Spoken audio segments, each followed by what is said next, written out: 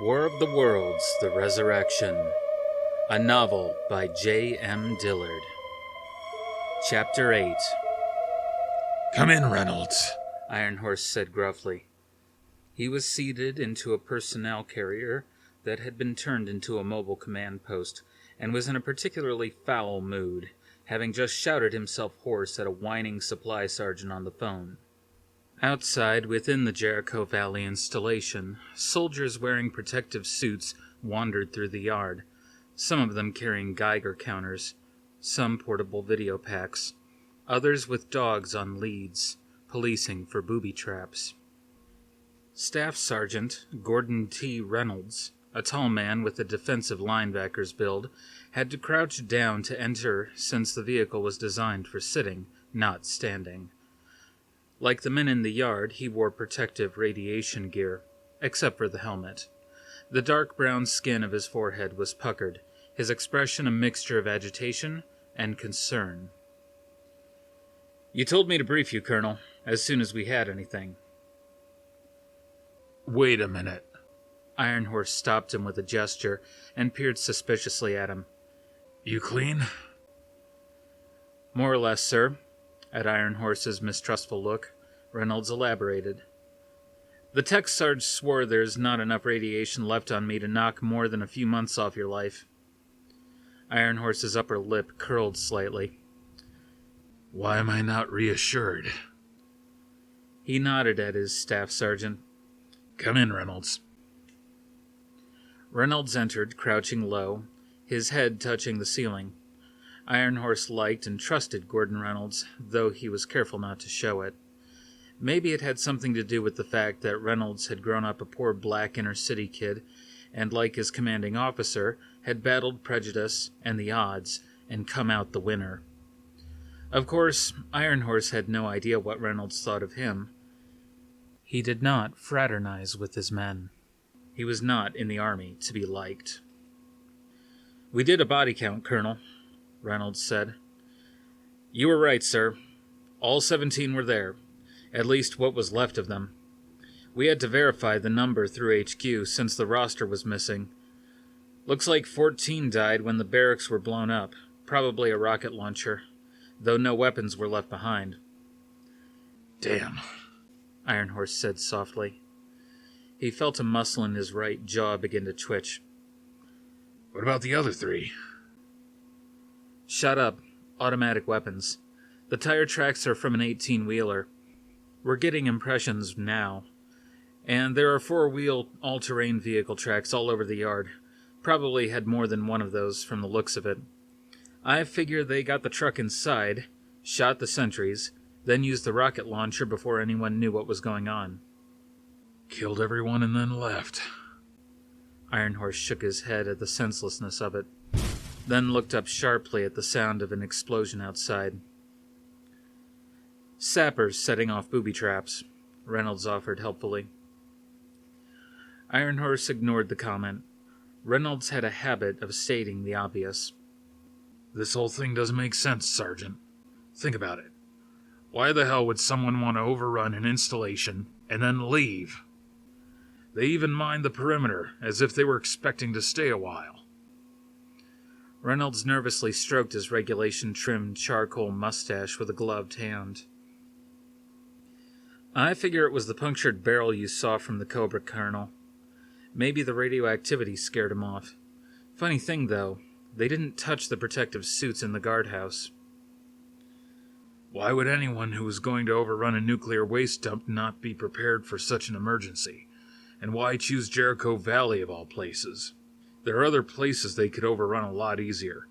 Say a nuclear power plant, and get a much bigger bargaining chip. A core meltdown of a power plant could cause a lot more havoc than some barrels of nuclear waste." Reynolds shrugged. "Maybe they're stupid, Colonel." Ironhorse's lips thinned. "So far, that's the best explanation I've come up with today." He paused. "Even so, I want those barrels inventoried. Low priority. Just get someone on it when you can. Hopefully by the end of today. Unless you have anything else to report, you're dismissed." "Yes, sir." Reynolds turned to leave, but lingered in the exit, with a hesitant expression on his face.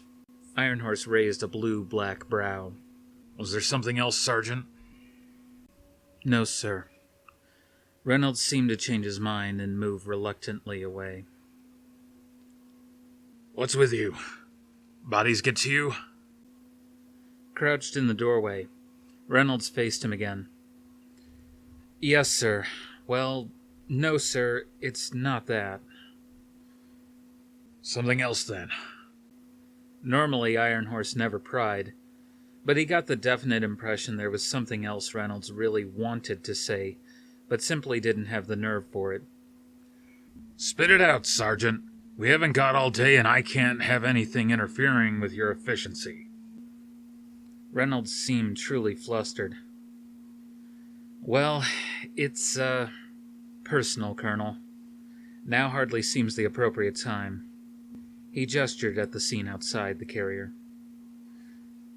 I'll be the judge of that, Ironhorse answered firmly. Say it. Reynolds cleared his throat and fidgeted. Permission to ask a personal favor, sir? What the hell? Ironhorse frowned sternly as he paused to clear his throat. Permission granted. Which did not mean that he would grant the favor by any means. Sir, I'm getting married next month, and Ironhorse smiled faintly, for a moment forgetting the gruesome surroundings.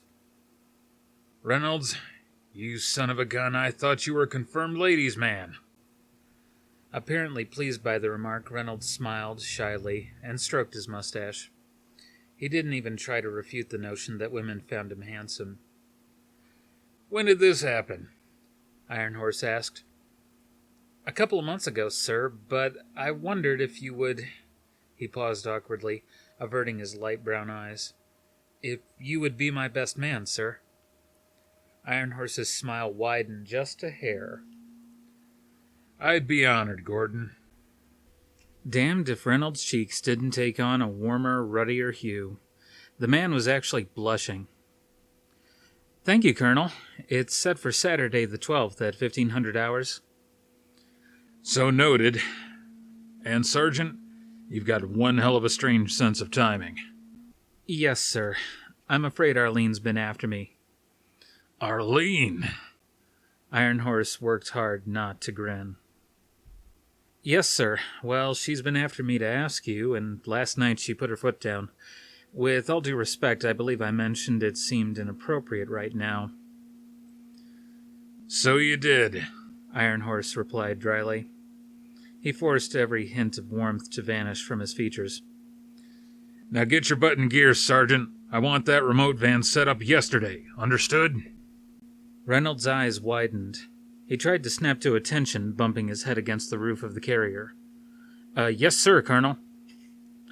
He exited the vehicle in a hurry, leaving Ironhorse to once again contemplate the grim mystery of what had happened here at Jericho Valley.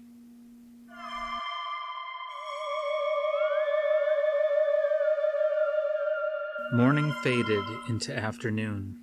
Harrison and Suzanne stopped for lunch at a McDonald's before civilization petered out entirely, then drove through mile after mile after mile of rugged, sun-baked desert. The scenery looked so much the same, rocks, sand, sagebrush, that when Suzanne opened her eyes after a short nap, that it seemed as if they were still in the same spot they'd been in when she'd first shut them. The air conditioner droned away, causing a drop of ice-cold condensation to fall onto the instep of her foot. She moved it over to one side.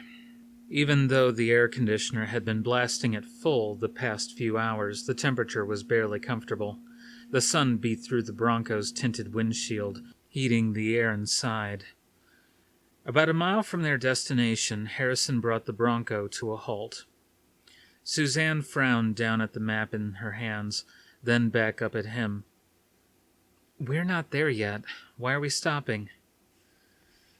Don't worry about it. Just stay here. He undid his seatbelt and opened the door. Not so fast. She put a hand on his arm to stop him, then self-consciously removed it when he looked down at it, amused. "Where do you think you're going?" "A mile down the road. When I told you to come along this morning," he said slowly, "I was too tired to think clearly. I needed someone to drive, and there you were. I've had a chance to mull it over, and I decided it would be best if I checked it out alone, at least at first." She was honestly annoyed. "I came all this way, almost 7 hours. Ran around like crazy this morning to get packed and find a babysitter, and now you're going to tell me to stay and wait? I was not aware the job description included chauffeur duties." "Please, Suzanne," Harrison said warily, staring ahead out the windshield. He wasn't teasing anymore. He was completely serious, and she wasn't at all sure she liked him better this way. "Let's not argue about this. What if something were to happen?" "Harrison, you're not going to tell me you think the aliens have come back, are you?" "Yes," he answered, his tone firm. "We don't know what the hell is out there, and as you've so often reminded me, you have a daughter to think about." "Okay, let's presume it was an honest-to-God extraterrestrial communication. How do you know it's not a group of friendly aliens? And if they're not friendly, then a mile will help me only live a little longer. I may as well get it over with now." "Don't joke about it, Suzanne. It's not funny." She raised an eyebrow. "You're certainly one to talk. You seem to have no problem joking about what other people take seriously. Close the door and put your seatbelt back on. I'm not staying here. I can't run the air conditioner if the car is off, and besides, what am I supposed to do in the meantime? Wait a few hours, and if you don't come back, drive home? How will I know if the heat got you before the aliens did? Chances are we'll die of heat stroke." Harrison's lips thinned. He thought about it for a moment, then sighed and shut the door. "Look, the minute we spot anything dangerous, we get the hell out. Understood?" "No problem."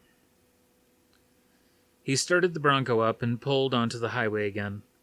They drove for another half-mile when Suzanne finally spoke.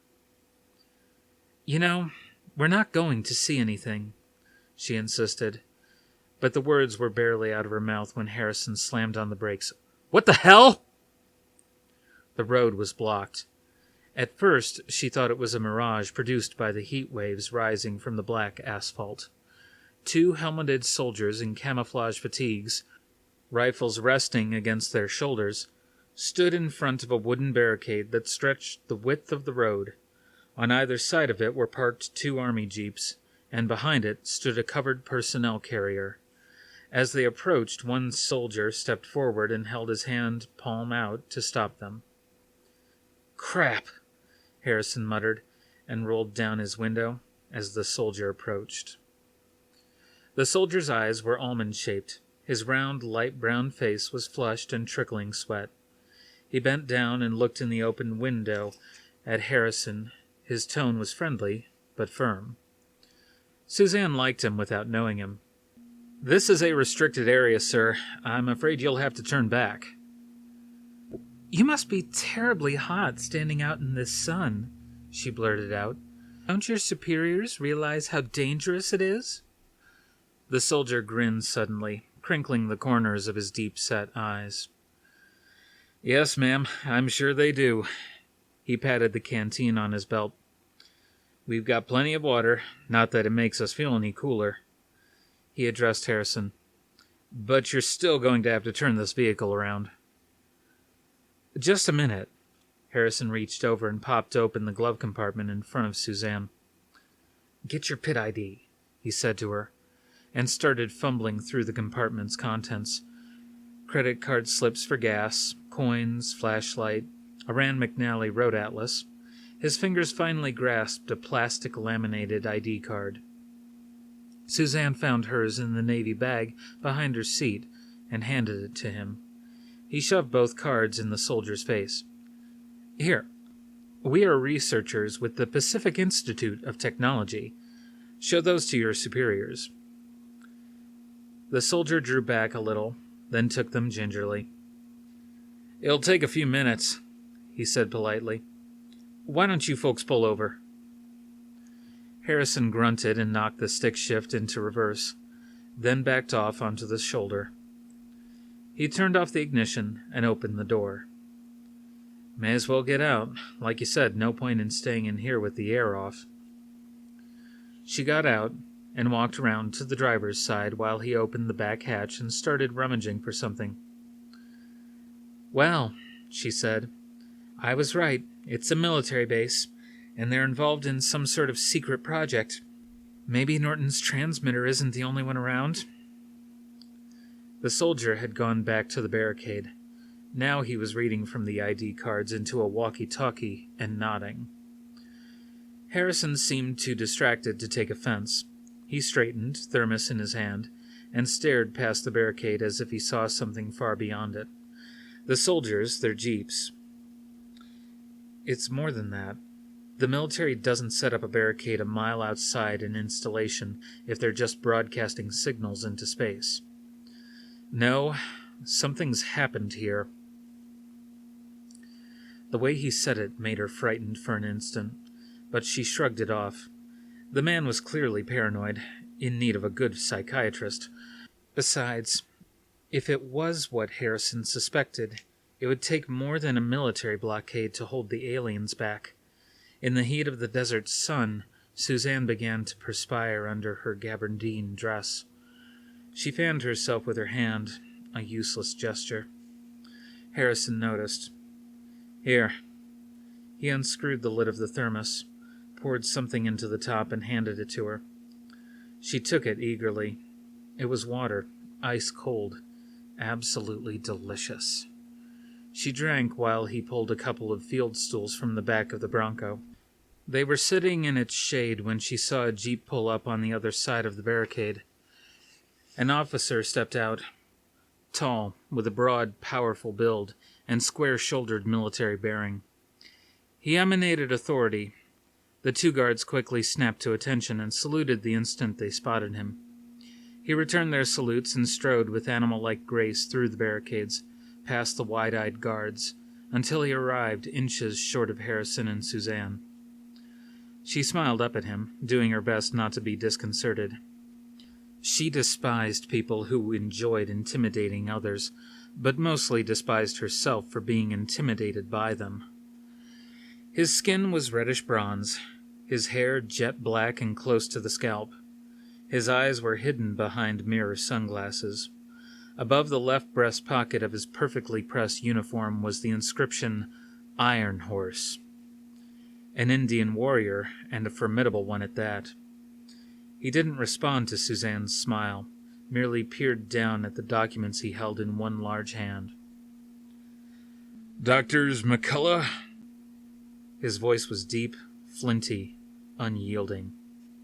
"Yes," Suzanne answered quickly. "And Blackwood?" Harrison rose so that he and Ironhorse stood toe-to-toe, like two sparring partners. There was coiled anger in Harrison's movements. He clearly resented Ironhorse more than the soldier resented him. "Present and accounted for," Harrison said, but there was none of his usual good humor in it. Suzanne began to honestly worry that a fist fight was about to break out, and scrambled awkwardly to her feet. "I checked," Ironhorse sneered slightly, the lens of his glasses reflecting two tiny Harrisons. "You're free to leave the area." Harrison's expression was stony. "We don't want to leave. We want to travel east half a mile, then north another half mile." "That's a restricted military installation." "These are public roads," Harrison gestured, frustrated at the expanse beyond the barricade. Ironhorse was unimpressed. "And presently under military authority. There's nothing for you to see." Suddenly, she shared Harrison's anger. Damn it, she wasn't going to let him intimidate them into leaving. They'd come a long way into the desert, and she wasn't going to get this far and then turn right around and head back without something to show for it. Besides, Harrison wouldn't be fit to live with if he didn't find out what lay beyond the barricade. Angrily, she blurted, "Which explains your reluctance to let us see for ourselves." Harrison shot her a swift, admiring glance, one corner of his mouth quirking up as he turned his face toward her, then settling into a grim line as he looked back at Ironhorse. The military man was not amused. "We can do this one of two ways," he said. "You can turn around now and go home, or you can force me to detain you until I've had a chance to recheck backgrounds with the Army that's been known to take several days. Which is it, doctors?" She would have hit him if she'd thought it would have helped things.